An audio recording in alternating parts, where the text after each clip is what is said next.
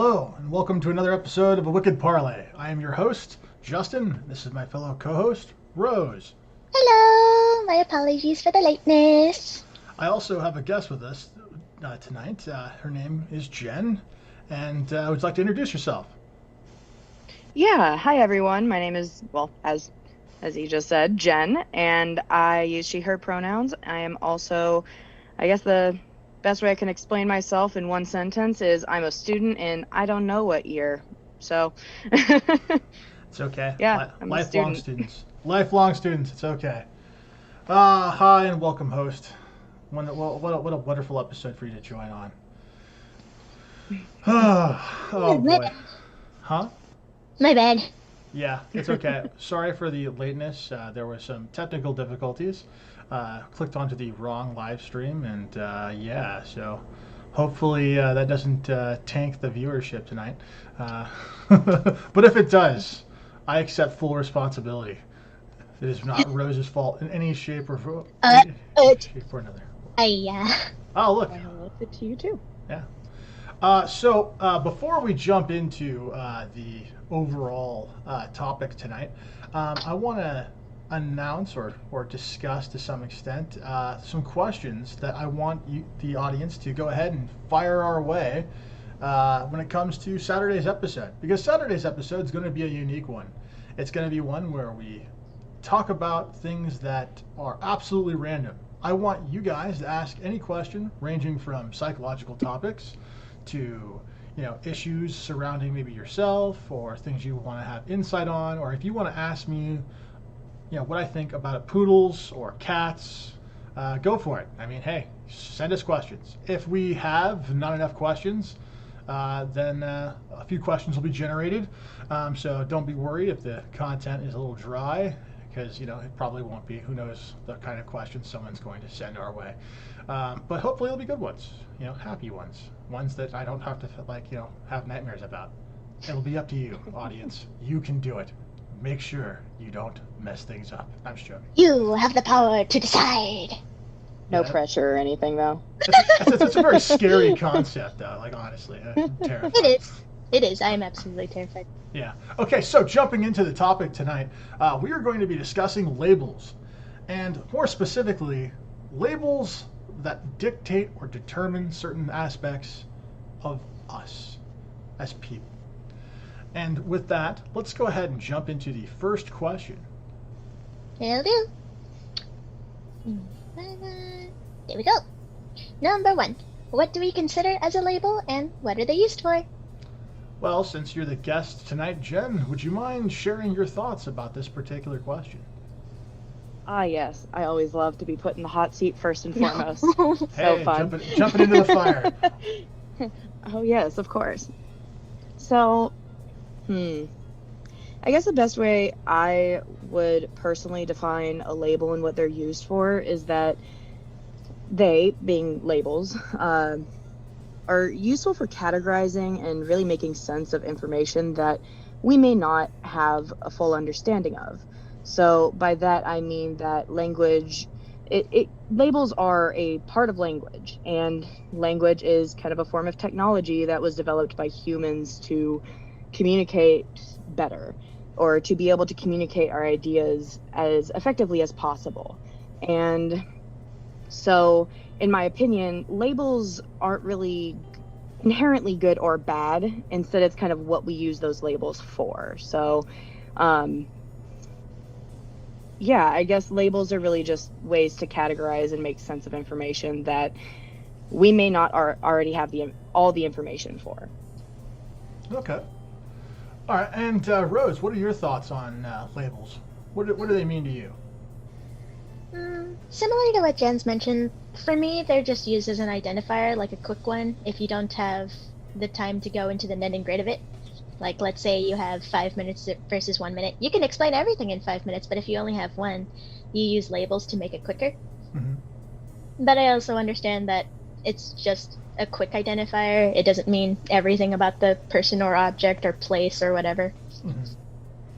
So they're just quick identifiers that just need to be explored further, since one label doesn't immediately classify the entire being, type of thing. Okay, all right. Yeah, I kind of agree with both of you guys, honestly. I kind of think that, yeah, labels are definitely a technology, as you kind of mentioned, Jen. I definitely think that they were used by people as an invention to have a better understanding and also a more convenient way to express one's inner self or ideas. And I also think that I agree with what Anne said by making them basically simple, like simple ways of speaking and or approaching certain things. So like I kind of like both of your ideas compressed together. It's kind of my viewpoint on labels. I think definitely labels. Yeah. Oops. Yeah.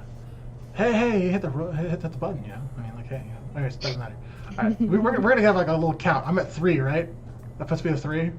Total internal conversation. Okay, we're at 3 here. Anyways, no one will care. They're not paying any attention. We got 3 people inside here. All right. Anyways, and so at the end of the day, when it comes to labels, for me, I definitely consider labels to be more often than not helpful rather than anything else. And I see the host put something absolutely ridiculous in the chat. Do you want to go ahead and read it out? Yeah. For one, welcome back, host. And let's see. Host says labels are social constructs and vegetables are social constructs. Therefore, vegetables are labels. You know what, host? You make a solid argument. Go ahead and eat your vegetables. Keep eating your vegetables. Honestly, low key, I'm a squash. Like, I feel like my sole vegetable would be a squash. My sole vegetable is a broccoli. Hated by everyone, but it's really good for you. I would need to think on that. I have never been asked what veggie I am. Oh, I know you are. You're a carrot. But you're a baby carrot. Yeah, exactly, a baby carrot. Yeah. Like, you're the carrot that everyone loves to just have around, but nobody's willing to like fully eat it. I disagree. Or at least that was me. See, I was always like, I want the baby carrots, but then I never actually ate them. See, I have the baby carrots with a nice bowl of ranch, and just like dip it in there and just like savagely hear that crunch sound. And whenever I had that, I always thought, you know what? I'm thinking in my head like, they're screaming as I devour them. I'll eat this, this like giant village of carrots. Anyway. All right, I'm pretty sure we could talk about veggie analogies all day. Sure could. Do you want me to go ahead and bring up the definition that we're going to work with today besides, ours? Before we do that, though, I just want to say one more thing about vegetables. Okay. There was an entire TV show called Veggie Tales that was based on vegetables. Vegetables and religion. There's an interesting story behind that. Anyway. I know there is. I was actually going to see if I could goat you into it, and I did. Ha ha! All right, throw the definition. From the Merriam-Webster definition for label, we're specifically going to be talking about this one right here. Definition a word C, or subcategory 2. You gotta say it condescending. Come on, just a little bit. You gotta have like that little posh kind of thing, the Merriam's Webster. The last time I tried to do a posh tone, I choked. So. No, you can totally do it. Just try it here. Go ahead, try it here. No one's paying attention. It's fine. Just go for it. Okay, fine. A word or phrase used with a dictionary definition to provide additional information. Cue snapping for that. Yeah, that was some high level posh right there. All right, yeah. Okay. Okay, so, Viva la Revolution. All right, host, you're having a little too much fun there. All right. Next question? Yeah, Viva la Revolution, indeed. Let's move it on to question 2. Question 2. How do labels define us as individuals? I think we went on to a little bit about it earlier, but this is more the in-depth question. All right, Rose, you tell me. How do labels define us as individuals?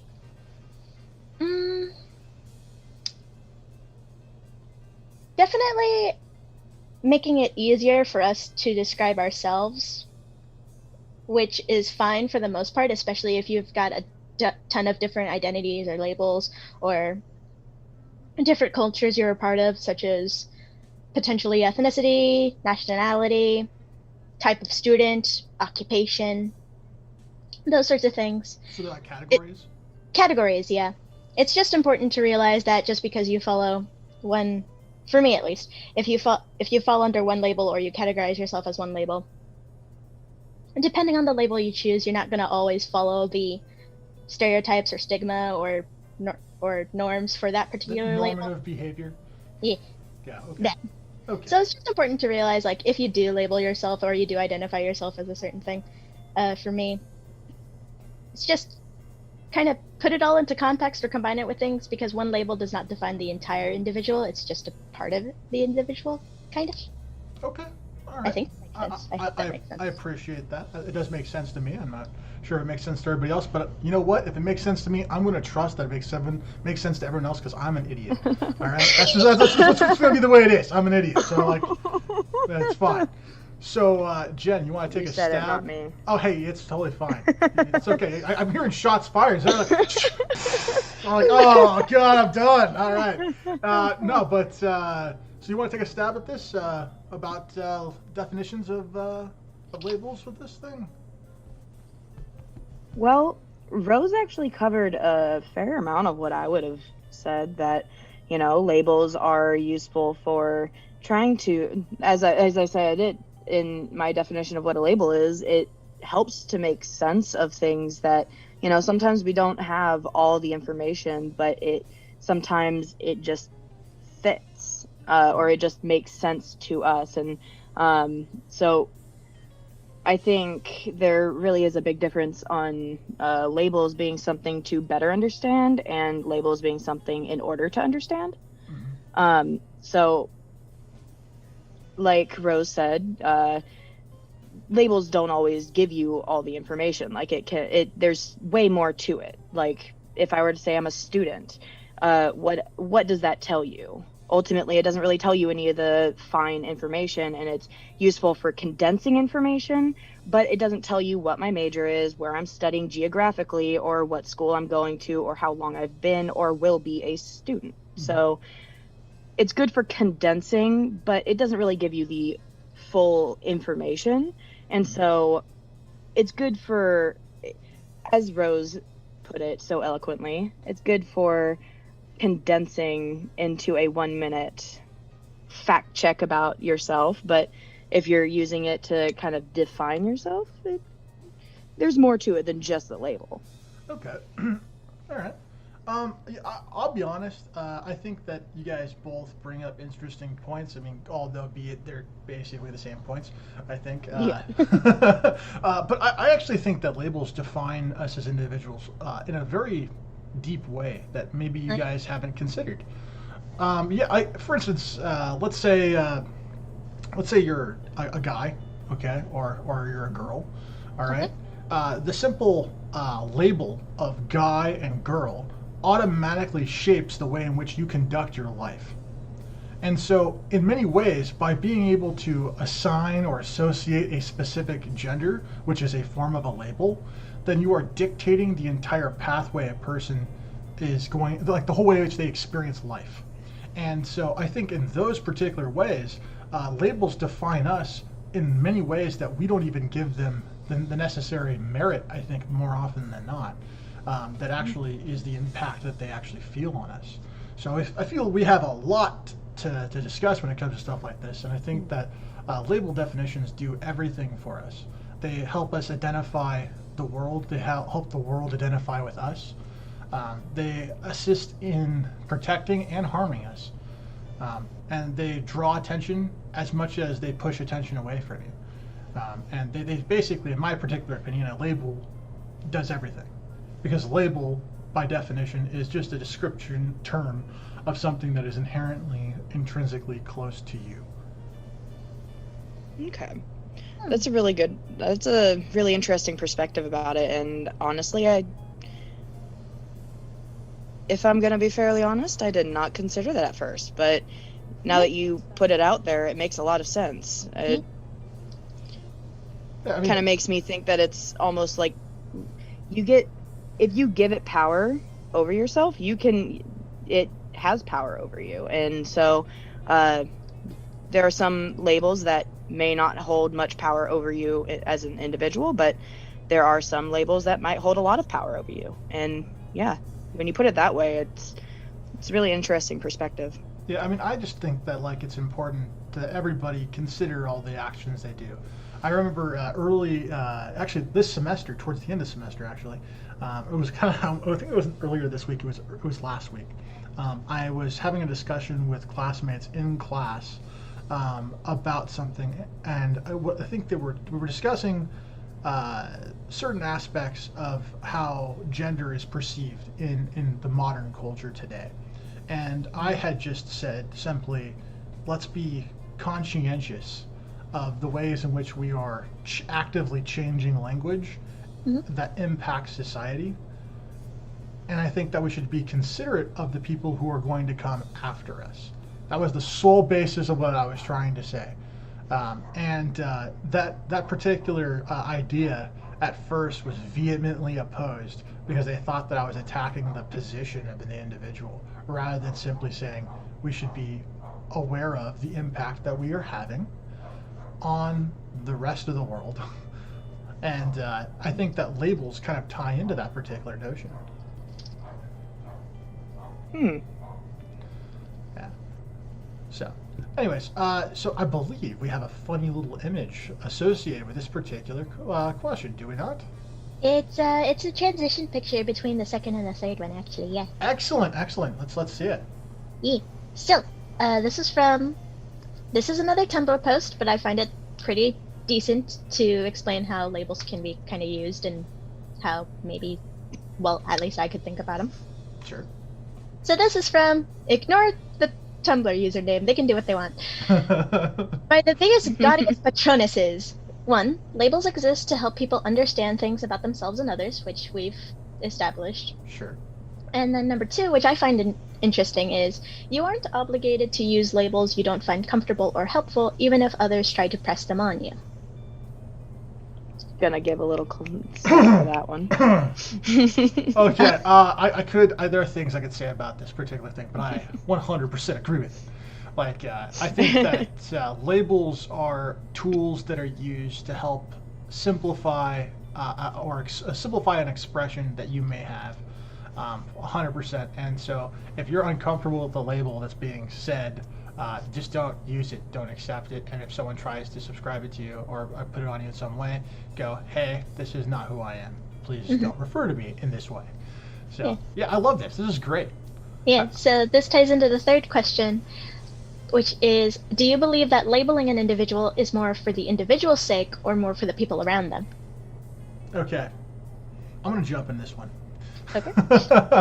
All right, so I definitely think 100% that labels exist mostly for other people. I don't think they actually are there for the individual person's sake themselves. I think labels more often than not are used to describe things in general terms. And some people will take a label and personalize it. And at that point, it starts to become more for the individual. But I think if we're going to look at the general overview of most labels, I think most labels are really for the other people, not the specific person. So at least that's my take on it. What do you think, Rose? I can see where you're coming from with that, because essentially if a person's describing themselves, they'll use the labels to make it easier to explain it to other people. But I feel like it's also for the individual's sake, so that they do have an identifier for themselves, that they kind of know who they are, or at least in some aspect of their lives, like if they're describing themselves to other people, or if they're even just figuring out who they are as a person, they would go like, I am this, I am that, I am whatever type of label to like reassure themselves, or it can even be used as a motivator, like I am a good student or something like that. Jen, when it comes to labels, in the beginning of the interview, you used pronouns to describe who you are. And do you think that those pronouns assist you in being able to demonstrate to anybody who might be watching about what you're about, or do you think that those particular pronoun usage is labeling you in a way that is helpful only for yourself? like in the context of this particular question? I'm just kind of curious because like it's just that's something that it popped in my head. And I kind of want to know. I actually don't. I actually don't introduce myself with pronouns for my sake at all. I actually do it. It has nothing to do with labels. Actually, that's a rewind because it actually does. But I guess the best way I can explain it is I introduce myself with pronouns so that other people feel like it's more it's more normalized to introduce yourself with pronouns, because there are some people who aren't comfortable with using their pronouns, or it's just kind of, for me, it's more of just normalizing using pronouns, because people have so many different pronouns and people use different pronouns, so it's just kind of opening the space for that. Mm-hmm. So it's less about like my personal label and more of just giving the space for people who may not have a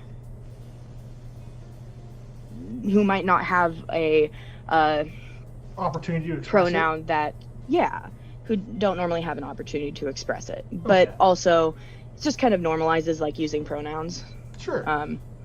What are your thoughts about this particular question out of the context of that particular thing? Out of context so just the question alone, I would actually say that it's kind of situational for me. Okay. And I say that because sometimes a label may be really good for an individual to make sense of things about themselves that, sometimes it brings you comfort because, you finally have something to make sense of all the thoughts in your head. Mm-hmm. But sometimes, I will admit, it is for the people around you to make sense of things about you. Like, if I were to say student, because I've used that as an example so many times. Sure. But student is more for people around me to make sense of, well, my life is about studying right now, as annoying as studying all the time can be. But, it sometimes I do think it's situational, because it brings comfort, but it could also bring understanding for people and people around them. Okay. So, yeah. Okay. I definitely, I can agree. I can see that about it being that way. I don't know. Like, I didn't think about it from the perspective of situational. I was thinking of it in general terms. But yeah, I could see how this question definitely could come into multiple, like, case by case scenario rather than just like generalities. But I think that's probably because of my perspective. I was kind of like brought up around accepting lots of people, and so I feel more comfortable with general terms than I do about specifics, because typically specifics can kind of get into the weeds a little bit. I am curious though, if anyone in the chat wants to chime in about this particular question, or if they're watching it in the future and want to leave a comment, we'd be happy to hear from you guys. Okay, well, is there a transition picture, or are we going to the next question? Let's see. You're gonna have to explain the next picture for me, actually. Okay, let's go ahead. Let's go with that. Why we though? need context. Oh, heck yeah. Oh, my gosh. Yes. I love this picture. Because I let you choose the picture, but I don't know how it works. You hear that, folks? She let me choose the picture. I feel so special right now. Oh, I was allowed. Oh my god. It's a anyways. special privilege that is only handed out to a select number of people. And I am honored. No. When it comes to that's in this studio. So when it comes to this particular image, I think labels are one of the most fascinating things to really look at from a historical perspective. And one of the best times to ever look at labels has to do with the period in the early 1960s with we'll call this hippie culture. And one of the greatest symbols of hippie culture was the flower power bus, or the Volkswagen van. And there was an aesthetic. Oh yes, there was definitely an aesthetic going on. But I think it was a symbol. It was a symbol that this was what the young people wanted. They were like, you aren't in control of me. I don't stand for one particular thing, and you can't assign a label to me. I'm not going to just get a button-up shirt and a tie and go and work in some factory and basically become some automaton. And so, like, to me, I think that, like, like that particular unique expression. I mean, we haven't seen anything that like that in a long time, and even after that happened, we haven't really seen too many unique expressions. Not that they don't exist or don't happen. It's just it isn't that rare. Or isn't that common? Excuse me. It's very rare that those particular things happen, and I think that those particular picture is a great way of showing how labels can be used to be transformative, to be powerful, and to be meaningful. And so with this particular question, how much does the context and connotations mean when it comes to labels? Well, to me, it means everything. Because if you look at the people that would have subscribed to those particular ideas and values in the early 1960s, they were all about, not being under the man. And so at least that's how I look at it. Okay. And when it comes to the particular aspect, it's so annoying. It's not your fault. I just lost my train of thought. I'm so sorry. Anyway, so it came back. Good. All right. It's like Lego bricks. Just okay. So the whole point behind it is that these particular labels, they espouse values, and values have some sort of meaning and context. And if you combine those particular things with the ways in which people perceive the rest of the world, you can easily come to an understanding for how those labels are interacted with other labels, and kind of how labels kind of evolve over time. Okay. So yeah. Anyways, I know that's kind of a long-winded thing, and maybe I lost people there. I'm not sure. It's like we're talking about how much does the context essentially of labels mean, and we're talking about a hippie I went bus. on a tangent like last Sunday. I mean, since so. I mean, on Sunday. Oh. That's another story. That's true. That's true. Of course. Lots of tangents. Lots of tangents. I mean, tangents, though, give you a lot of really great little nuggets here and there. You can glean nuggets, or they can be vast wastes of time. As what happens whenever I utter things out of my mouth. It's just a vast waste of time. That's a mood. Yeah, it's That is endless, a mood. I do the endless same thing. crushing waves of All nothing. right, we're not getting into that mess. Well, Is it bad that I laughed and my back hurts now? It's like Oh no. Okay, ooh. Jen, what do you think about this particular question? Actually, to be honest, Mhm. Justin kind of summed it up for how I felt about it too, because when it comes to labels, I also think that context and connotation really just means everything, because labels exist because of the context and connotation that it has been given to it. Mhm. There's kind of like, you can't get labels without that context and connotation. So they really do go hand in hand, and if there's a way to separate them, I definitely have not seen it. Fair. I can think of one example, although Oh, it's no. horrible. Ooh, Oh no. hit me. All right, Hit me. hold on. And am I allowed to talk about the horrible example, the one we talked about off air? You told me a lot of stories. Yeah, I know. But are you willing to take a risk? It is for adults after all. I mean, okay, as long as you don't go to jail for it, fine. All right, here we go, folks. All right. Here we go. Okay, Strap in. Okay, so here's an example of a label that can be destroyed. The Buddhist symbol for peace was taken and changed into a dominant force of power and an evil rhetoric by the Nazis. The use of a swastika in any form, regardless of tense, has been considered a hate crime in much of the Western world. To me, this is an example of destroying a label. Right. I can see that. Yeah, so I I don't mean to go, oh no. See, I didn't go that bad though. Rose, you were going down a different road. You were thinking I was going to go the other one. Some of your stories are really Under that thought though, so you can also reestablish and redefine what a label is, and we've seen it happen. We've seen it happen before. Oh yeah, absolutely. Take the term queer, for example. Now hold on, you hold on. see. Well, hold that thought. We're gonna- There's a question that's going to be addressing this particular thought.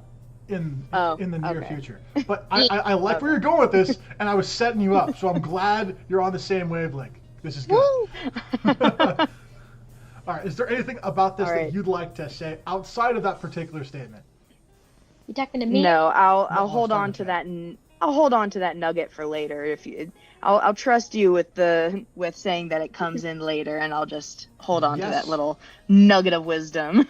Yes, host, you are absolutely correct. It is the same shape, but it spins the completely other way. I absolutely agree with you, 100%. Yeah, absolutely. And it does not change the fact that there were, I think it was in Chicago, or it might have been in somewhere near Chicago, someone who was a practicing Buddhist had the Buddhist symbol for peace, and it was mistaken as a swastika, and he was actually beaten for having that particular thing. And now, see, so, I think when you make assumptions like that, that's when it's a bad thing. I that's when it completely becomes agree. problematic. 100% agree with that. But I'm just saying, like, it's that particular thing. No, like, it's like I think it's important to understand that people. I like to think of most people as sheep. They're sheeple. And so I've heard that word before. Yes. And so like I don't think that clearly the educated individuals in our chat are not sheeple, but they do exist in this world. And those. So if you're not a sheeple, you'll run into them. Yes, I'm sure you will at some point. Where were we going with the next particular question? I feel like I've lost my train of thought again. This is terrible. It's fine. It's fine. Do I need, like, you know what? I'm just gonna have a wonderful, refreshing Kirkland water bottle. Not this again. Oh, it's Product back. placement. It's back. Product Rose. placement. It's back. And should anyone in the audience like to donate a case of the finest Kirkland water, I can be found, at wickedparley@gmail.com. And if you'd like to instead send donations to other people, I'm willing to accept those as well. Low key, I'm just gonna stick with my premium brand organic tap water. Organic tap water is fancy. Yeah, This it comes is right out of my not. sink, untouched by anything other than my faucet. I'm a sheep, but I march to the beat of my own drum. Sir, you are not a sheep. If you can acknowledge that you are a sheep, then you have risen above sheep. You are sheep prime. Sheep prime! All right. You're an alpha sheep. You couldn't possibly headbutt me next Tuesday, because you won't see me next Tuesday. You will see You're me an alpha sheep. next Wednesday. I'm not an alpha sheep. If I'm an animal, I'm a fucking bear. All right? I'm a giant. All right? I am fluffy. I have claws. I'm a Yo, bear. I'm either Teddy a bear. panda or I'm a cat. Hey, I am not a teddy bear. Time. Was that Rose? I am not a teddy bear. I don't know Cough, what cough, you're yes, you talking are. about. Wow. I don't know what Wow. you're talking I about. feel so attacked Two-prong. right now. I Take- feel so yes. attacked right now. Moving Take on. that two-prong attack. Oh my god. Activate my trap card. Two-prong attack. Okay. All right. Anyways. Excuse you, it's my spell What card. are some No. examples? What are some examples of labels that are positive? Yeah. I'll tell you what's a positive label. A bear. This guy right here. Bear. Not teddy bear. Bear. Yeah. Yeah. That's a positive label right there. Not truthfully speaking, I can think of something that I would consider as a positive label. Okay. Any label that describes a profession in a way that's not degrading to the individual. Such as, Okay. like, an example would be like a firework or a fireman or Firefighter? firefighter. That's the word. we were shooting that one around for a while. I fucked it up still. Awesome. Yeah, no. A firefighter is an example of a positive label because any person who looks into a fire. I know. Yes, I know. It's an actual Yu-Gi-Oh card. Thank you, host. I'm sorry. I'm starting to get concerned about the level of hosts interaction here. Do we need to be worried? Are you going to come and find where we live? Okay, chill. If you want to see a bear walk into a gay bar, no, I'm good. No, I'm good. I'm not going in there. Nah, that's, Okay, not before my we cup open of that tea. can of worms, Not my cup of tea, folks. examples that Heck, what are some examples that you can think of, Jen? Oof. Or you want me to start? I don't mind starting. Oh wow! Yeah, Come back to me. You should jump in. Come there. back to me. Rose. Yeah, Rose. How dare you take this question from me? How dare you? How dare you? How dare? No, anyways, so what do you think? What are some Just positive? take the question labels? anyways. What are some question positive anyways. labels? What are some positive labels? The amount of chaos. Why fear it when you can embrace it?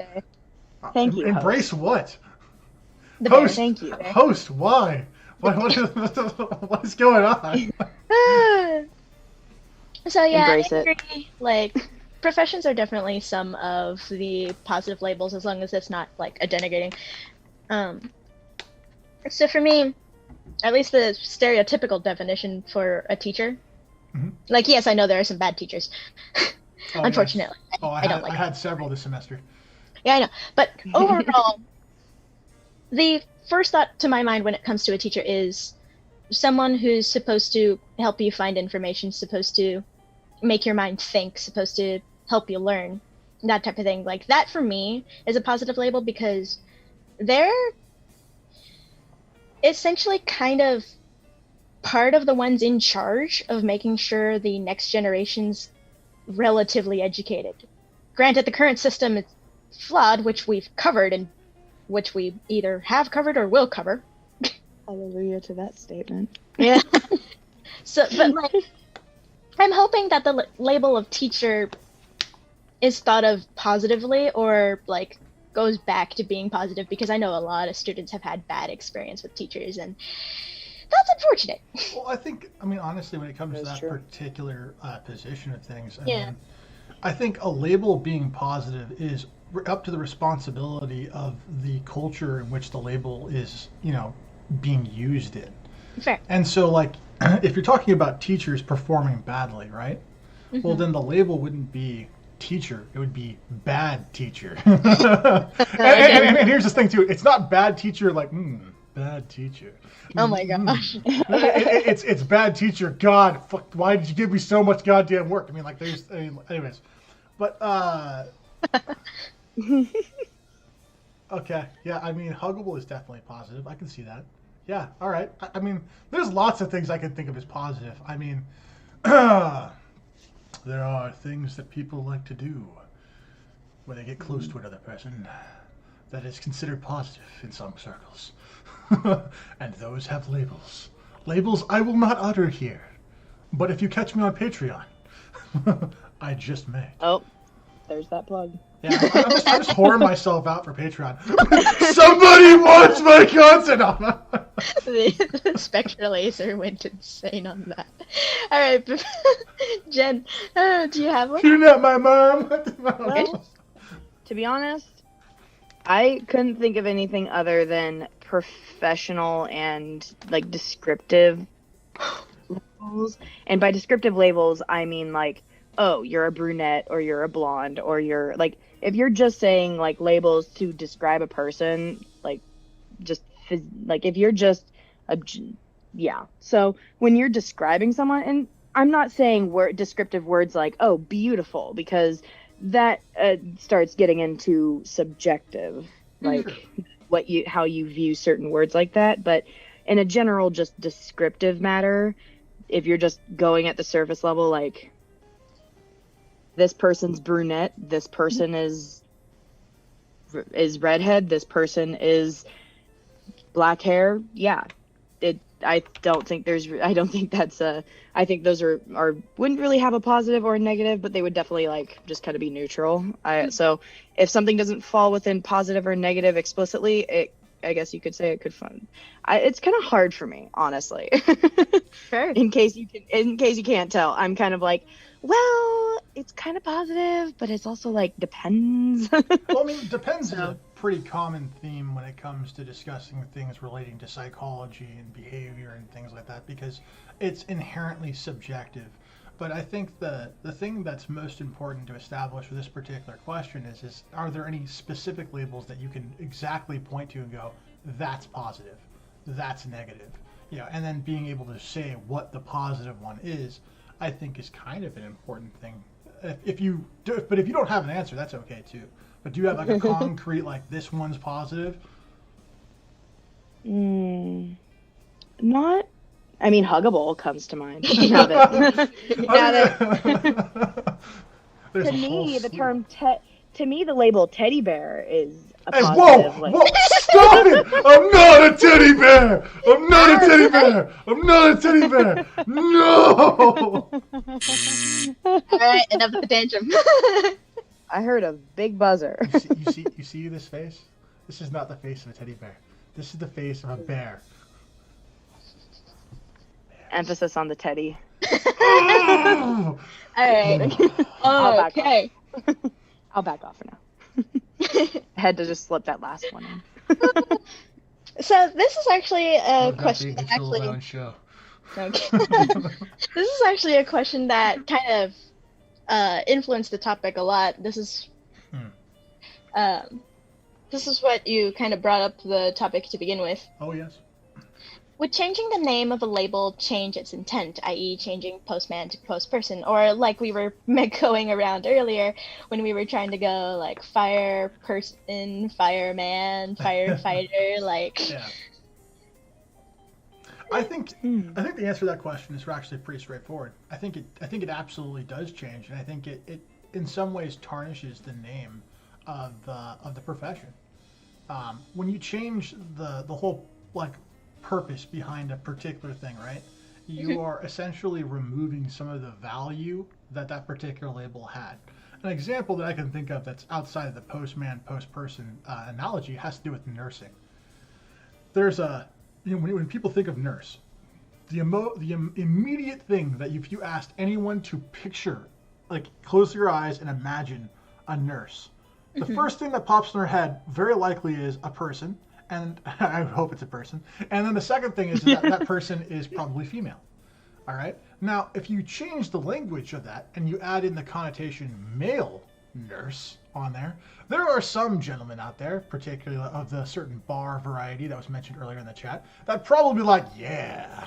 But the vast majority of people that I think would have that particular thought process probably wouldn't think of it in the same way. It would be somehow like maybe the person might be, going to becoming a nurse because maybe it's easier than becoming a doctor, or some sort of other thing that denigrates the position and makes the effort that person put in to get into that position not as meaningful or impactful.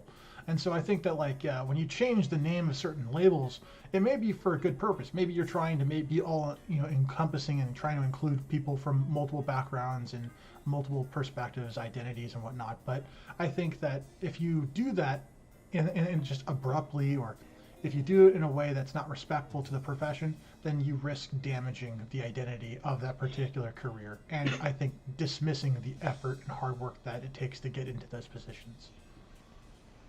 So with that being said, Rose, would you like to respond? Those are pretty fair points to make, because for me, like, I've always just regarded them as just labels. That it's a job. I don't really care what gender was attached to them. Sure. So to me, it didn't really matter whether like postman, postperson, or postal worker. It to me, it's just a label for the profession. But I can see why for some professions it'd be a bad thing to change it, because like you mentioned, it could essentially invalidate or diminish the amount of work people did to get into that. Like with the nurse example, nursing school is hard.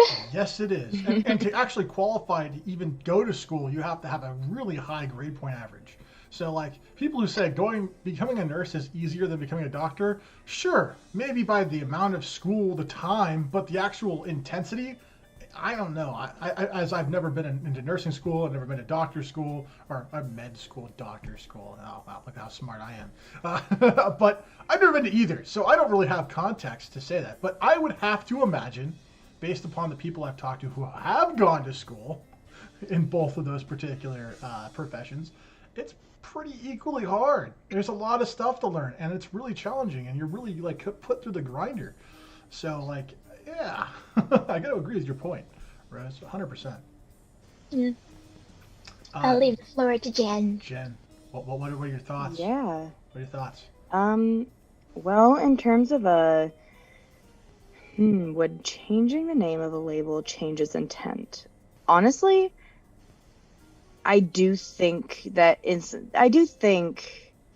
inherently changing a label will always change something, because you're taking a word with a lot of already pre-existing ideas, or for instance, when you think postman, you think a postman.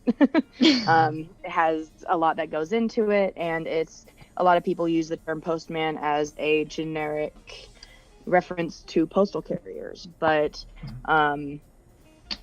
if you were to change it to postal carrier, it does change the intent to be more inclusive. And so I think ultimately, yeah, it does change the intent of the label, but that intent doesn't have to be a negative change of intent. It can be a positive change. And I think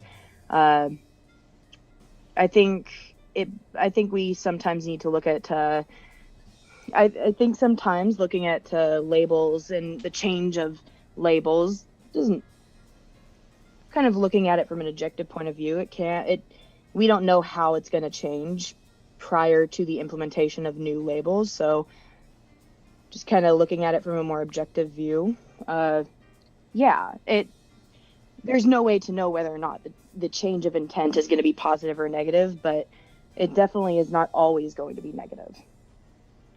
Well, I wouldn't say it would be, but I would question the idea. I would at least would hope that before someone were to do something like that, you'd consider the repercussions and weigh the risk. Oh, of course. Is it like, if something's not actively harming people, right?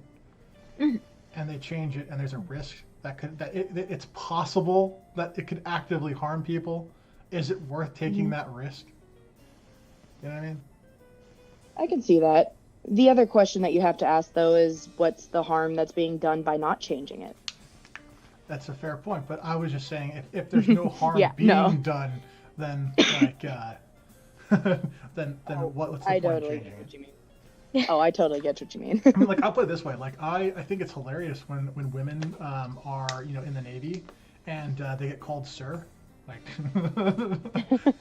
I find it hilarious. I don't think there's anything wrong with it. I just think it's hilarious. I also just so everyone knows, the postal workers that work at my particular location absolutely are all female, and yet I always refer to it as, did the postman come? 100% of the time. Okay, let's see the comment. What's the comment that host sent up? Human! Oh, the postman is here with the postmail. Dog, here comes the walking chew toy! See, dogs. Yeah, we should just refer to postman as chew toys. See, here's the low key. Here's the problem. Let's do it. Here's the problem with that, though. Okay, so if they're all called chew toys, right? Then we're not respecting the hard work it takes to be post officers. They gotta respect and protect our mail. They are not our dogs' chew toys, no matter how much our dogs think they are. Yo, low-key, when I get a letter ripped to shreds, they ain't doing their job of protecting my mail. Well, it sounds like you got FedEx. I mean, that's just that's not the post office. It's FedEx. Damn you, Amazon. The jab against FedEx is real here. Yeah, I know. FedEx. Right. No. Welcome back, Kyle. Oh, he's got a comment on question 6. Sometimes reality changes words. Absolutely, 100%. And we'll be getting to that. That is actually tied into one of our later questions. Yes, it is. Jen made. Yes, it is. Hilarious. Kyle already on the ball, just jumping in here, already on top of it, looking good, man. Looking good. So. Also, Kyle said something else real too. Quick. Yeah. So, postman was accurate when most postal workers were men. Now many are women, so postman is inaccurate. I disagree. I disagree. I do. I personally disagree. Yeah. I mean, my local post office, 75% of them are women, so I cannot say that my reality is able to argue against that. So I can. Yeah. Oh, no, man, like, clearly mine is not either, considering the fact that I just described my entire local area of almost all of the post workers are almost all women. But yet, the reason why I still call them postman is very simple. They deserve the man. All right, we'll get to question 7. All right. I think this is part of it, the whole, is there anything wrong with the notion of fireman, policeman, etc.? And one thing could actually be gleaned from Kyle's comment about the fact that, one, depending on the profession, could be considered inaccurate depending on the demographic, which is one reason that people may have for saying that something's, quote, wrong with these notions. Yeah. 100%. Like, honestly, like, let's be real here. 100%. All right. The reason why these professions that are in our society today are called fireman, policeman, why these terms exist, is because the predominant people who populated those particular professions were men. And that was because these professions have been around for a very long time, and women were not allowed to partake, or very rarely were allowed to partake in those particular professions. So it was assumed that whenever you interacted with one of these particular individuals of this particular profession, it would inherently be a man. And so by, the evolution of our culture, we've seen it shift away from this particular, idiotic notion. I'm just going to throw that out there, all right, that I don't agree with the notion, and I think that everybody should be able to do what the fuck they want to do. But, burn me now, folks on YouTube. I'm promoting women! Oh my god! No, but no, in all seriousness, that's why these terms exist. Now, I think that the important thing to understand is that these terms started that way, but now they are no longer the way. They are actually titles. And I think that the inherent... Please ignore that at number 7. Okay? Back to it. I don't know. What the hell? Please ignore that. Proceeds to not ignore. Yeah, I'm not going to ignore that at all. Not at all! Kyle, you are a valued member of our chat now. That's like telling someone not to press the big red button. You know someone's going to press the big red button I just explained earlier. Soon as you tell them. Yeah, I just explained earlier. I'm an idiot. Of course I'm going to look over at it. Like, of course I am. Look at this face. Is this the face of somebody you're like, you know what? This guy knows what he's talking about. No. This is a guy who is passionate about a bunch of subjects, who wants to talk about it, get a conversation out there. I am not inherently smart. I have smart people talking to me all the damn time. That's the truth. Is that why I'm here? I mean, perhaps. You could definitely read into it that way. It's 100% that way. Don't ever listen to anything. Oh, I forgot to cover my mouth. See, look how stupid I am. Like, I didn't even, All right, anyways. So, back to what I was saying before. As times have changed, I'm not going to look at that. I'm going to actively not read that, although I bet it's interesting. As I was saying before, thank you very much, adult. For those of you at home, Rose blocked the chat for me. Temptation's gone. Temptation is still there. It's very much there. I just I'm in lack of okay. Fine. Now you're too focused on the chat. Yeah. Okay. Anyways, so back to the things. Okay. All right. So the total thought process has been completely destroyed. Well, what do you guys like to add into this particular question? Do you want to go first, or should I? I can go the first this time. Okay. So, is there anything, just to repeat the question, is there anything wrong with the notion of fireman, policeman, etc.? Well,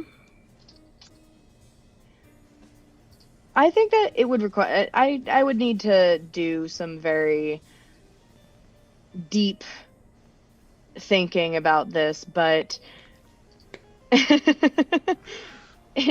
one of the things that first comes to mind is language can often be used. We've talked about this on separate occasions. Language can be used as a way to cage people, or in some cases even used as a weapon against people, depending on your perspective. And so That's not, so what I'm saying with this, and I'm not getting into this as in like fireman and policeman is weaponized. I'm not saying that. What I'm saying is that language can often enforce kind of an idea that we have had lingering. And so I'm doing a really bad job of explaining my train of thought. So It's okay. I clearly cannot possibly do any better. So you're in good company, clearly. So I'm going to bring up a word because I think it does a really good job of kind of explaining. What's that though? Before you do that, What's that? we need trigger warning. Pull up trigger warning. Make trigger warning happen. All right, Rose, all right. do it. Okay. Trigger warning information. Okay, cool. All right. Okay, good. Say your thought. Fair. The warning has been put out there. So, while it's not always the case, sometimes language can be weaponized in a number of scenarios to discriminate, marginalize, or cast non-hegemonic groups as invisible. And I want to define the word hegemony because it's a less commonly used word. Hegemony is, by definition, the social, cultural, ideological, or economic influence exerted by a dominant group. So an example of this... Political or powerful individuals.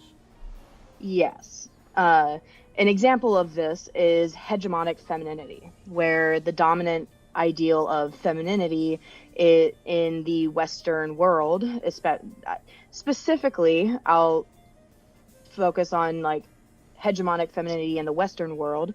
Hegemonic femininity in the Western world has always kind of been defined as the sweet and modest disposition alongside a thinness that is typically, but not always, sexualized. That's the hegemonic femininity. That's not to say that's what femininity is. It's just what the hegemonic. Yeah. I have questions about this.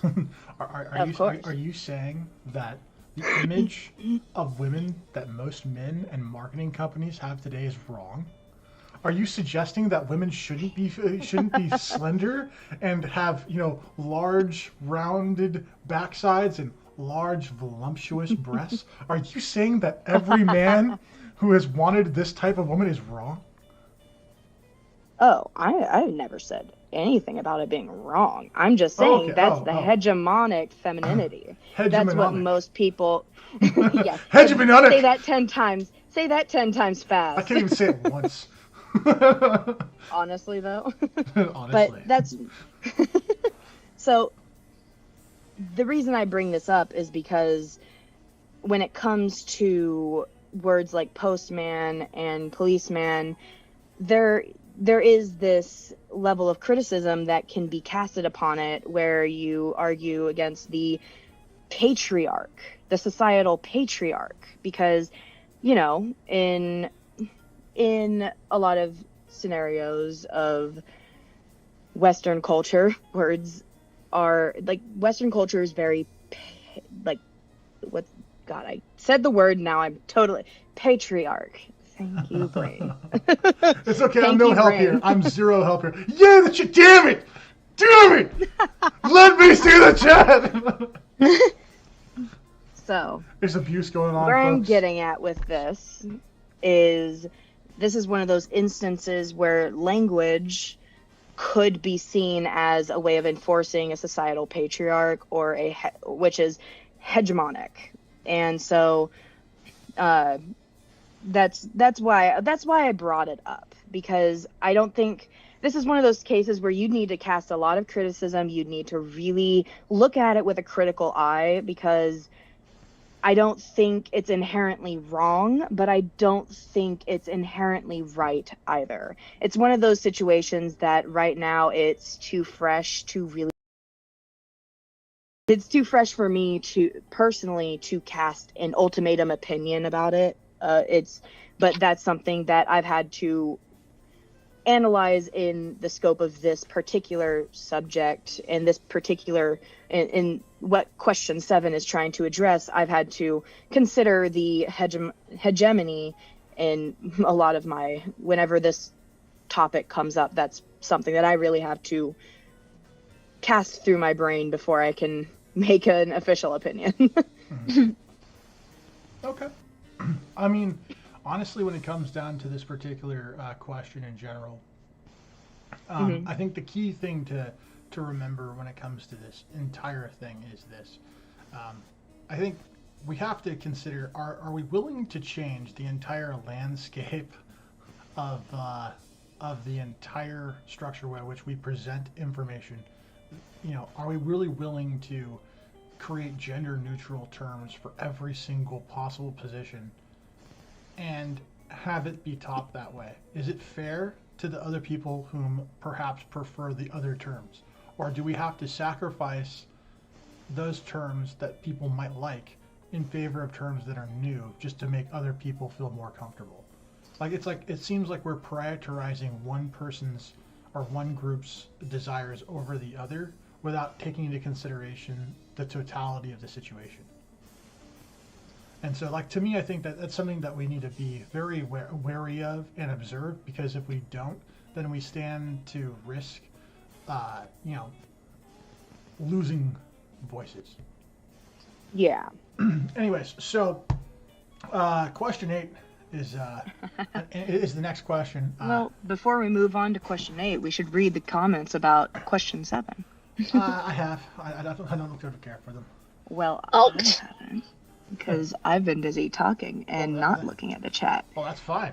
But I'm the host. Apparently, host is host. No, it's not. We are reading the comments and whatnot, and we're hoping that our conversations, despite having not looked at them, can answer a couple of them. Yes, and also I just want to say the host, I absolutely 100% believe the Roman way was interesting, and it would be a great way. I would be very in favor of being like Praetor. Like, this Praetor just sounds hot. I'm sorry, like any person who's called Praetor, it's like, all right, you can just take it. I'm ready. I'll give a quick shout out to Kyle for that killer comment. I'm going to use my guest privileges to make a quick shout out, Kyle. Yeah. Maps to you. Okay, all right. Okay, enough with that, though. Enough. Yeah, we've got like 25 minutes for like 6 questions. Okay. No, you didn't. All right, I'll limit myself to a very... It's not the same thing. All right. I'm the hostess, the mostest. Hostess prime.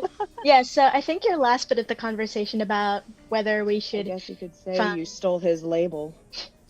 But You're welcome. Okay. Anyway. So, you're welcome. I think the last bit of your conversation about whether we should... Yeah, address, pretty much. Yeah, I know. I read the question and I responded to it. Yeah. But I was just trying to keep it...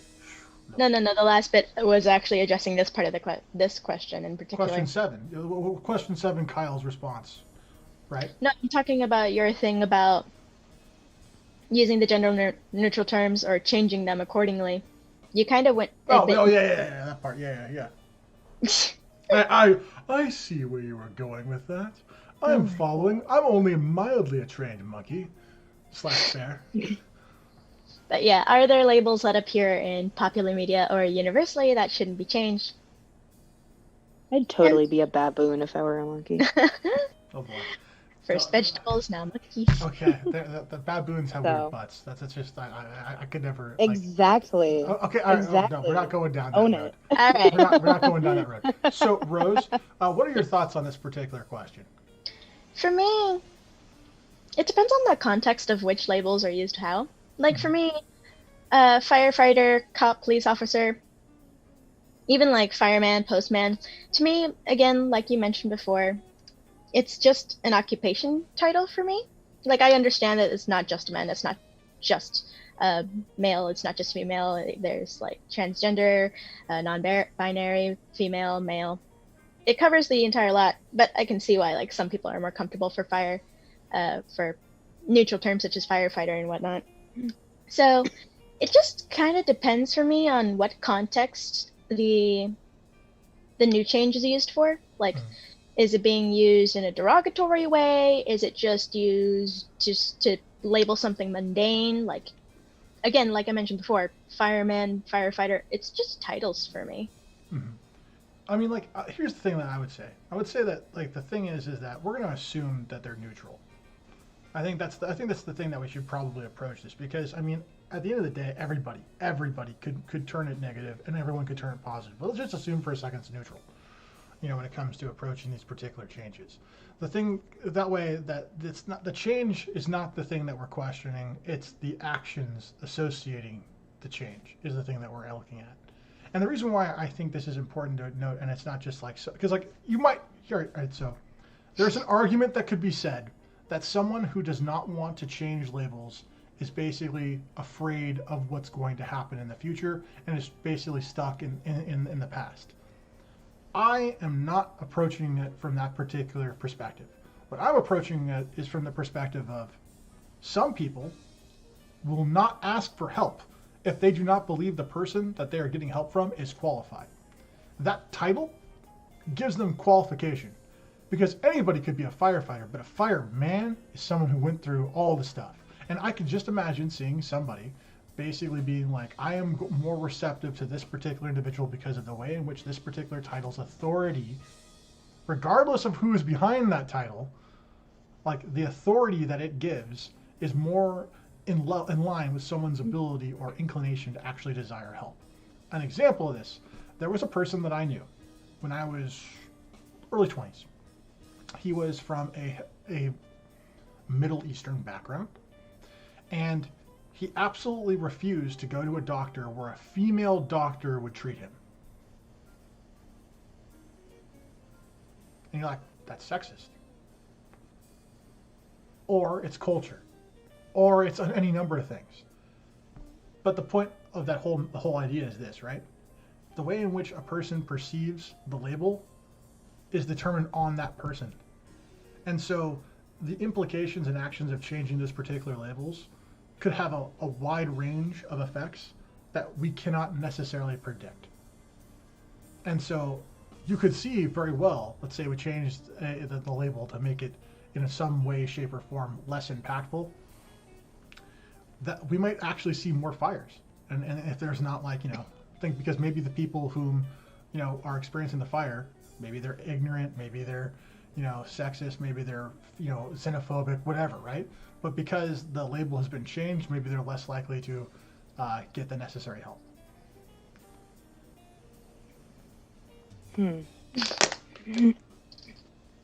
Okay. Yes, water. Yeah, you gotta get your all-powerful fountain water. Make sure everybody gets their water break. It's been an hour. Yeah, it's been an hour. So, everyone drink. I guess drink, I can tackle. Okay, drink. Yeah, that's right. All right. I made it happen. Yeah, I enacted my force. I used my privilege. Those people, for people who want to know about privilege, we did cover that, and you should look into that particular episode. That was 2 Saturdays ago, or was it? Well, I don't You know. can't tell me to drink water and then make me laugh. That's just not fair. See, Fair. Hey, so Hall said it is fair because it's my privilege. All right. All right. I'm gonna answer the question now. Oh damn! I was hoping you'd So- spill water. Honestly, for this question in particular, I don't have any that come to mind. And the reason why is because when I'm approached with a change of a label or any label in particular,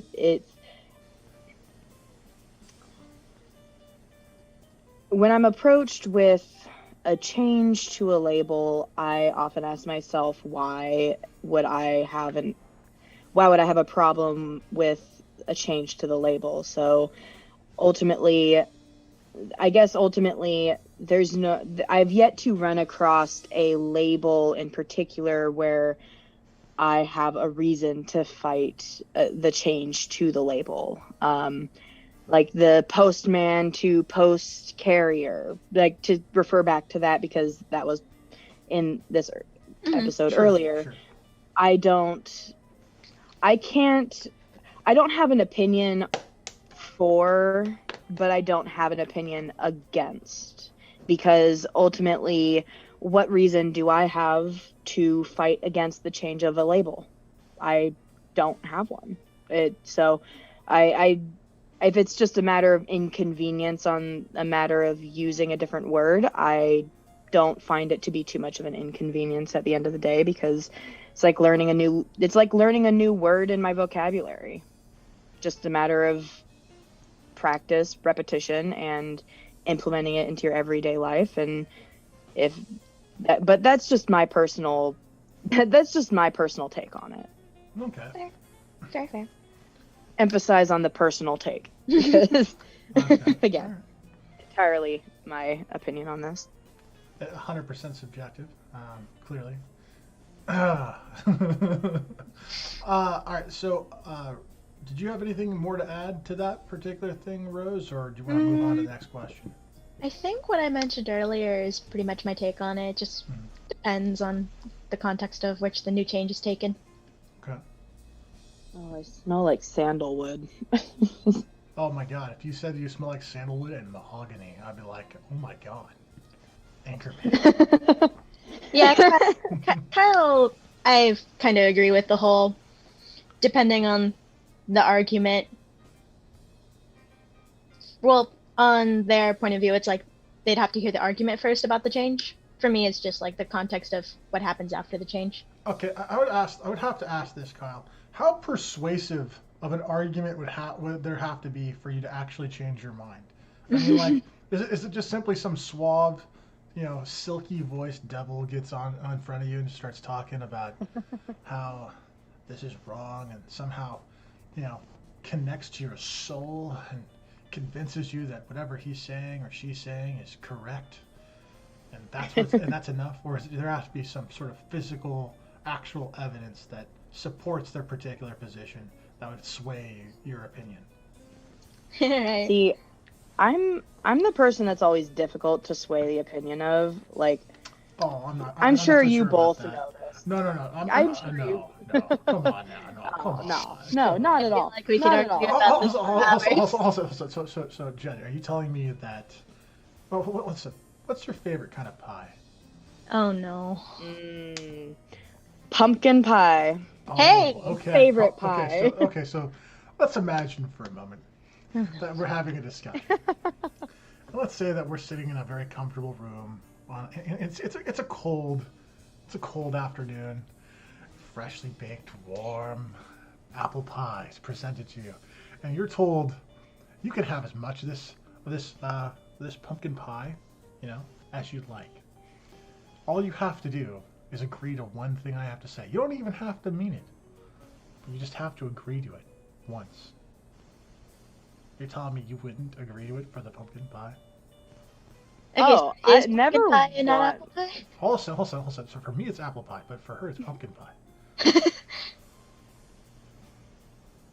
Agree with what statement, though? Any statement. It could be literally anything once. But here's the thing, you could refute it as many times as you'd like afterwards.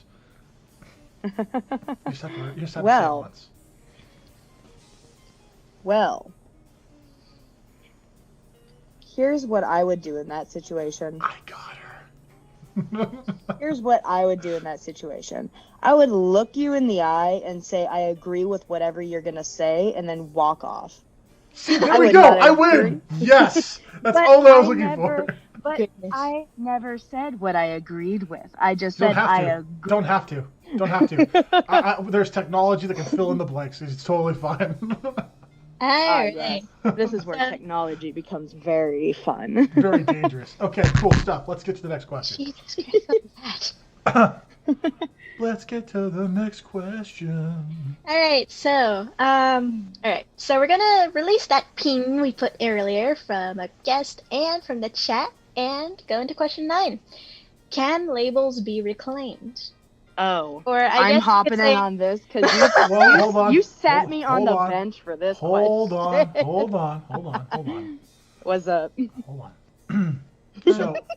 So before we have Jen, obviously tell us about how labels are 100% reclaimed. I'm just going to go ahead and throw it out there. I already know what she's going to say. And I'm also going to add, I don't even disagree with her at all. Benched me. I didn't bench anyone. I prevented my very secure, very comfy chair from being overthrown. Chaos. It's a studio today. Chaos is not in the studio. Chaos is everywhere. It's called outside. Yo, let me just rephrase that statement and say there's chaos everywhere you go, Rose. Fair. Excuse you. Excuse you. You dare make a comment about chaos in the workspace when you are chaos incarnate? Fair point.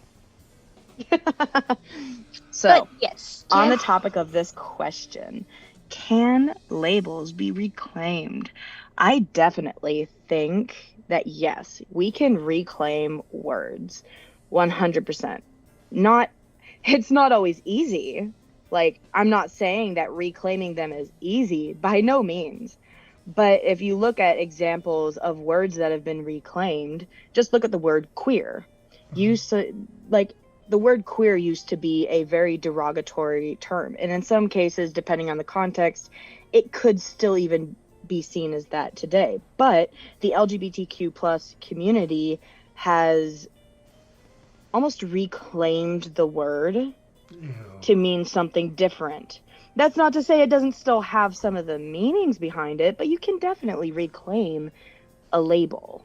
It's not going to be easy, but it's possible. Because at the end of the day, it is kind of the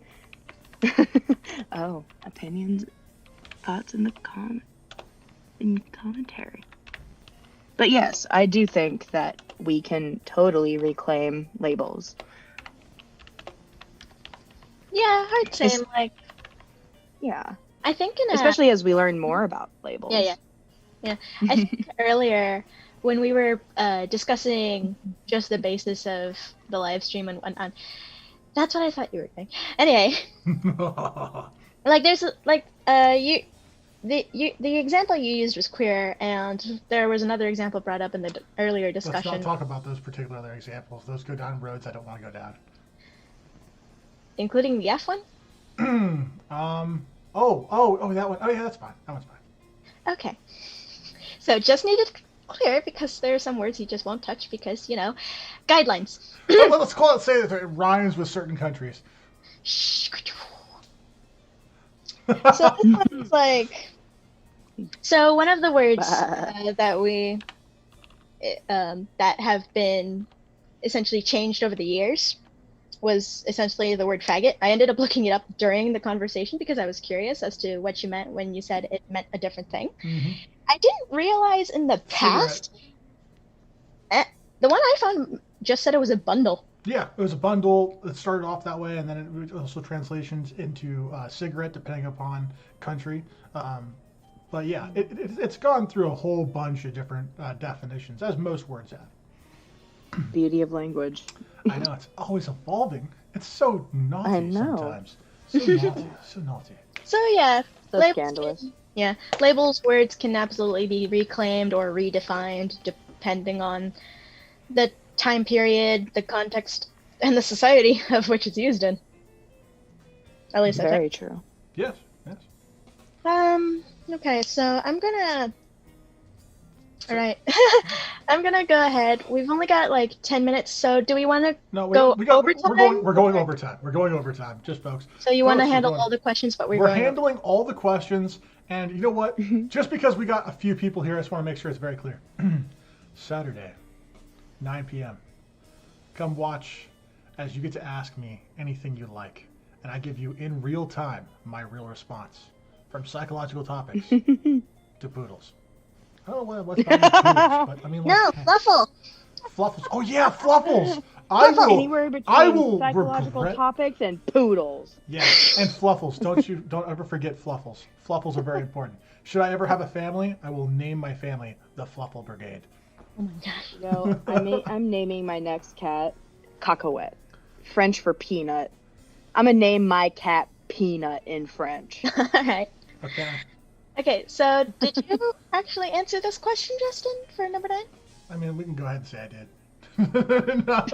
I mean, if you want to move on, we can. All right, like honestly, like when it comes down to this, I mean, and simple answer is of course. I mean, there's a reason why I basically called out what Jen was going to say, is because I sense that me and her are very similar in thinking in regards to many things, including this. I think that absolutely 100% words can be reclaimed, and in fact they should be. I mean, in fact, every word, every label, everything you can possibly assign, they should be dictated based upon the society that lives in them and uses them. So, yeah. So we can go on. It's a very wise. That's a wise golden nugget right there. All right. Sometimes even the stupidest individual can be wise every now and then. All right, we're gonna go ahead Yes, and even now. move on to the next question. And the picture I'm gonna pull up first is actually related to it. So I'll pull up the question first and then flash the picture. Why is it that every single time doctors appear, they're always like having glasses, and they're always like,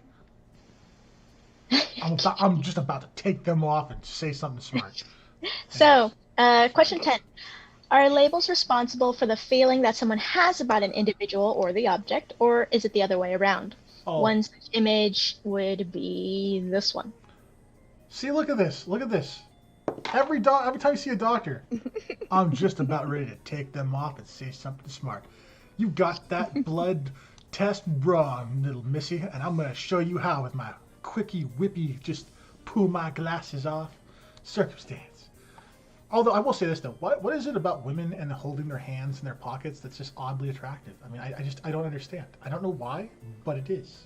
I mean, our pants don't have pockets, so whenever we get pockets, we use them whenever we can. Oh my You know what? That is such You know what? a You know what I need to do? I need to just like write all fashion companies to start being like, listen, you need to start having pockets, more pockets for women.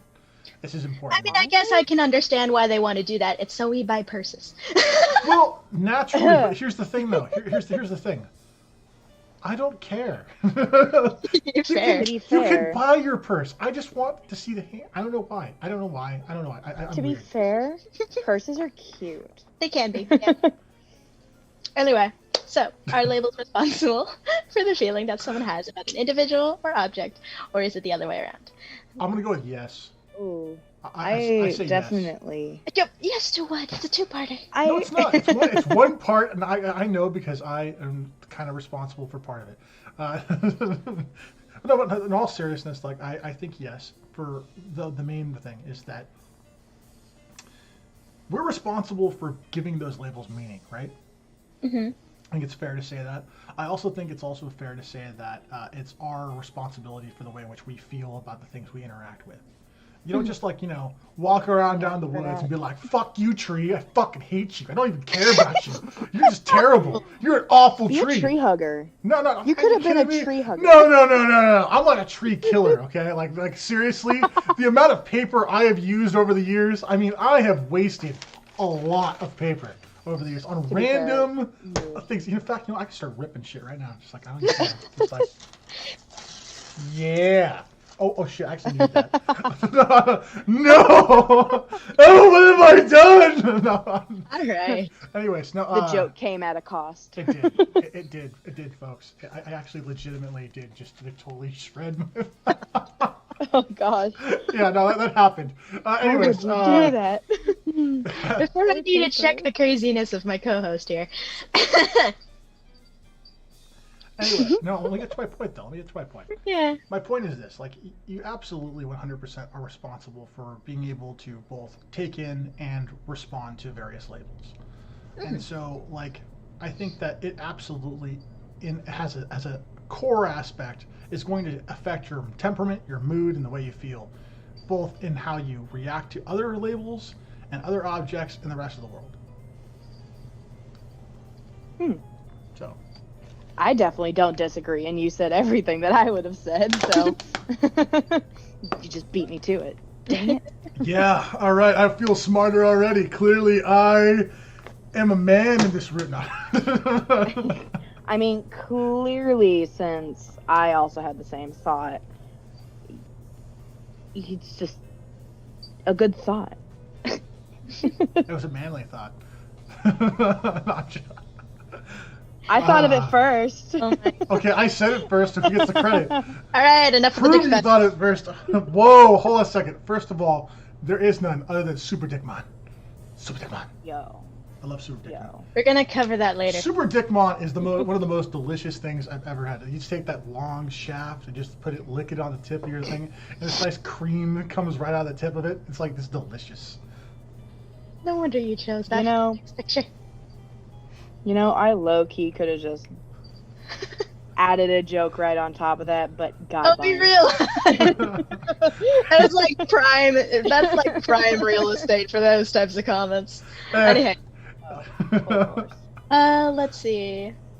Are labels responsible for the feeling that someone has about an individual or object, or is it the other way around? Yeah, I definitely agree with what's been said, but I like the only thing I'd really like to add is because we learn the things attached to these labels at a young age.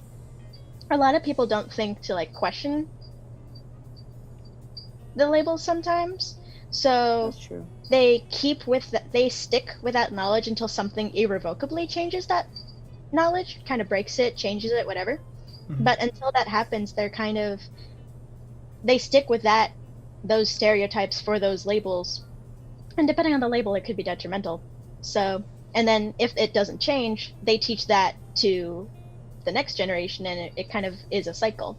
Mhm. Because the stereotypes are put to these labels, and unless they're challenged, those labels are going to influence the next generation, and because that generation was taught, they're going to perpetuate that further until it irrevocably changes. So that's the only thing I'd like to add for that.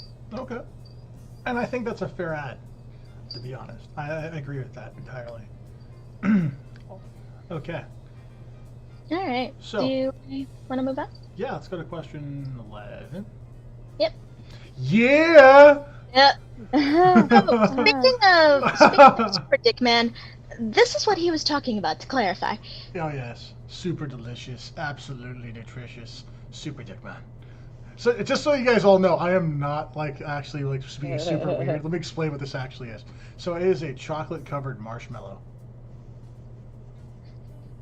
So kind of like a mooncake. Well, no, Think of actually, it like mooncakes a- are like 10 times better. Think of it like the better way to actually think about this, in all honesty, is imagine, like a dipped Twinkie, in chocolate.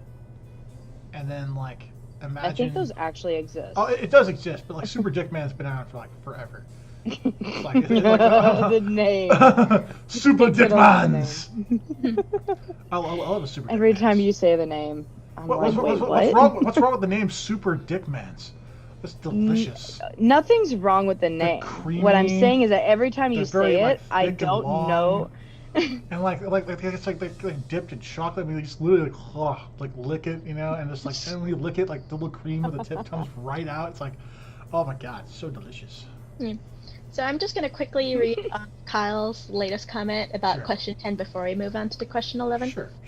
Kyle says, linguistically, the label might be able to cause a feeling/mental image in someone, but it's likely that's why the word was assigned to a group. So I feel like that's partly of what I was talking about, because we assign the labels, and then because they invoke that image, yeah, it might work, but there are some instances, of course, where it doesn't work because times have changed, kind of like with the whole fireman thing. Yeah, I mean, I think honestly, you're right, and he's right too. And I think an excellent example of what kind of speaks to him is the concept of Christmas and Santa Claus, and how it's a construction from Coca-Cola. What? What do you mean, what? what part of what I said is what? You didn't know that the way in which we view Santa Claus and everything was created by Coca-Cola? No. Yeah, no, that's a real thing. Later on, I'll show you some research I did a few years ago on it. Yeah, it's crazy. It's crazy. Like, all I know is this one joke about Saint Nick being the patron saint of prostitutes, so... Yeah. I got some research Well? to show you. It's going to be interesting. It's going Okay, fair. to titillate your soul. Alright, so the reason I brought up a picture... 11. Are there different labels in different parts of the world that mean something different? The quick and short answer is yes, and we just saw one example. Super Dick Man. Yeah, I think I can think my answer would have been just as short and quick about this as yours. Yes. Are there different labels in different parts of the world that mean something different? Yes. Mm-hmm. Yeah, like honestly, like Different 3 times in that sense. Jesus. yeah, you did. Yeah. The thing that's most interesting about this particular question is that what are the implications of a person who, say, travels the world, comes across the same 3 general labels, but each of those labels mean something different. Like I think of the person who like I think it's American. the thumbs up, depending upon certain parts of the world, mean fuck you. Oh, yeah. Or up yours, like in some parts of the world. And so like The assigning label, yeah. The label American actually is a very interesting label when you start traveling the world, because how we view American is way different than how someone from Japan or someone from Australia or someone from Europe would view the label of American. So just for if you want something off the top of my head, the label of American is a prime example. Fair. All right, I think we can move on to. Sorry, I'm moving us forward. Are you though? Because I feel like every time we move forward, we fall 4 steps back. Well, whose fault is that? Hey, excuse me. I am clearly not in charge anymore. Like, we started off, I was sitting strong. Now it's like I'm just this loud, obnoxious voice in the background that's just kind of like fluttering in the wind. I didn't even get a chance to even. Is host. Yeah, host is never going to be host. Never host. Your dreams. You'll have to pry this from my cold dead fingers. All right. So, with the next question, I'm just going to flash a quick image here. Okay. I really like the male-female devil. It's like it's definitely my favorite of this. Oh yeah, this one. Oh yeah. Yeah. Look, they're happy devils.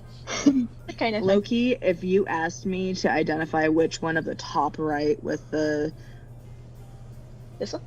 Here, let me go ahead and move the one. The top right. They talk about like the religious ones. The one on the left being honestly the guy, and the one on the right being the girl.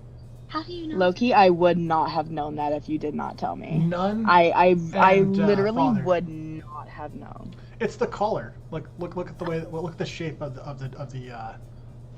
thing. Like so, like a father or a pastor. Where is it? Like, I mean, now that you tell me, yes, I know. But it's like, and so like, yeah, like, and, you know the one that I don't understand. Like, and it's gonna probably sound like just bizarre, right?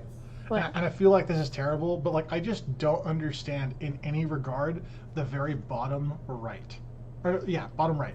It's the 2 triangles. I mean, clearly because the triangle's up and the triangle's down, clearly the one on the left is female and the one on the right is male. But like, it's the faces that freak me the fuck out and honestly distract me entirely from assigning gender. If I saw this, I would be terrified to walk into whatever room those things were on.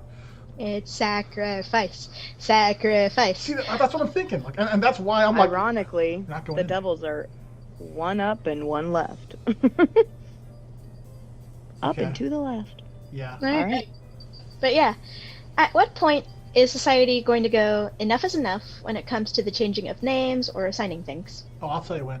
Oh. I'll tell you exactly. I when. can. No, okay. No. Listen, I got this. Okay. This is when. Okay. This right here is when society goes on. When the name when it finally reaches a point where the people who are in charge have to actually do something. That is when society will say enough's enough. Because until the ruling class, I'm going to call it, the elite of the world, until they have to change, then I don't think it's going to matter. But I think the moment it reaches that particular level, that's when it'll carry all the way down. Because I don't know. Sorry. My honest opinion is I don't think it's ever going to stop. I don't think there's ever going to come a point where there's just an ultimatum of enough is enough. Like, I'm sure there's always going to be people who say enough is enough, but in general, I don't think it's ever really going to. I don't think there's ever really going to come a point where there. I honestly don't think there's going to be a point where. Okay, here's what I'm going to say. Why I think your train of thought might need to be reconsidered. You know, the Roman Empire. Okay. Yeah, people said enough was enough at some point, and guess what happened to the Roman Empire? Death? Yeah, exactly. That's what happens when societies go enough is enough. It's like because like here's what ends up happening. All right, like in a nutshell, right? Like in a nutshell. All right, I'm not trying to go like super into this, super depth, but yeah. When a group of individuals essentially start creating a series of rules to create structure in the society, right? And they don't stop when order has been achieved. They continue to nitpick. They begin to erode the structure that they had created. When that erosion gets to a certain point, this structure collapses. And I think that's essentially what this particular analogy is probably trying to point out. The enough is enough when the structure collapses on the people whom are at the very, very top. That's what I'm trying to get across. Yeah, I guess what I'm trying to get across is I don't think there's ever going to be a point where society says enough is enough, because the only thing that's going to stop people from saying enough is enough, or words. It's okay. We have a lot of repetition questions. The only time people are going to say enough is either when there's no people, or that's it, because change is inevitable. So like change is years. always going to happen. So like at this rate, I'd say 30. I mean, I thought I was a pessimist. I mean, I'm an optimist. I'm just a realist when it comes to global warming. I was thinking. Sorry, sensitive warning right there. So global warming is a trigger word for so like some for me, people. like I think global warming is an inherent thing that's been known about for a long period of time, and the catastrophic, like extreme effects of it won't be felt for not anytime soon, like probably like 100 years or so, give or take. I guess climate change would be a better. Yeah, climate change is the accurate term. It's a more accurate term. Yeah. The thing, though, that I think that is the biggest problem when it comes to stuff like this is that, you know, when you look at this particular question in general, right, it's essentially pitting at least one group against another group, which at least there's probably many groups that would be pitting itself against in truth. But we'll say simplistically, there's two sides to this. There's the people who basically are pushing for the changing of names, and then there's the people who are pushing against that. And I think what ends up happening is that you create divides, and if you create enough divides, you create instability, and that instability is something that is cumulative over time and can lead to the collapse of society as we understand it. And so I think that it's really important. I was just saying this. It's really important that we really understand what these things do before we just start going willy-nilly and just enacting these things. So that's what I want to say about this. Please feel free to tell your thought. Well, I was just gonna say that. Well, never mind. I was gonna say something, but then my train of thought just totally fizzled out and wrecked itself into the mountainside of I have no clue what I was gonna say. Before we go to question 13, there are two things. First thing is that, Rose, did you have anything to add to this particular question? I can see both sides, because it's like, yeah, when society goes enough and not enough, destruction everywhere. A lot. As if we're going general, as in just people, it pretty much won't end until every single one of us drops dead.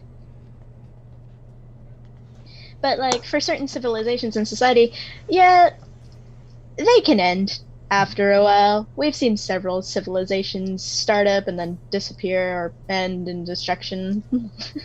So if we're talking about individual societies, I guess it just depends on the state of the world That's a fair and point. what's happening with their interactions with other societies in the world.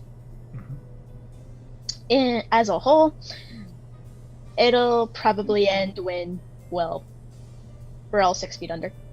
That's fair. Yeah, we'll eventually all die. Okay, so before we get to question 13, I want to once again just make sure I reiterate this because I want this to be very clear, okay? I very much want for every single person who watches our channel to at least attempt to send in one question to the show before Saturday. It's very important. It's before Saturday. Anytime before Saturday, okay? One question. What's your favorite kind of dog? There's my question. Okay, well, congratulations, you've just failed. Because the question has to be sent via Gmail, wickedparley@gmail.com. Send your question, okay? I'm truly an insufficient student right here. No, you're not an inefficient student, you just didn't let me finish. it's okay. You were passionate. This is a pass or fail class. No, it's not a pass or fail. You were just passionate, and so I'm going to give you extra credit points, which is going to make up for the, interruption. So now you get to send in 2 questions. All right. And so with the that, workload. Understand that these questions can be of literally any nature, but just understand that if you ask me an extremely complex question and you expect an accurate answer, it has to be done with time for me to be able to properly research the question. So if you want to send one of those early. Secondly, if you send me a question that is absolutely ridiculous or sexual in nature in some way, shape, or form, I will say the question and who sent it with my response because I think that's funny. So yeah, send your questions in at wickedparley@gmail.com. Excellent. And without further ado, let's jump to the question 13. Question number 13. Mostly for the audience, but of course we can go ahead and answer. Do labels evolve and change with the times? If so, for the labels we have today, what direction are they heading towards, say, 100 years from now? Excluding the potential for death. Okay, and we're going to add one extra context to this. Okay. In 5 words or less. But You're making it challenge mode, aren't you? Hell yeah. Like, Halson, you know what though? Like, I know what I want. I know what I want. Okay. Just, no, you hit the eyeball. There you go.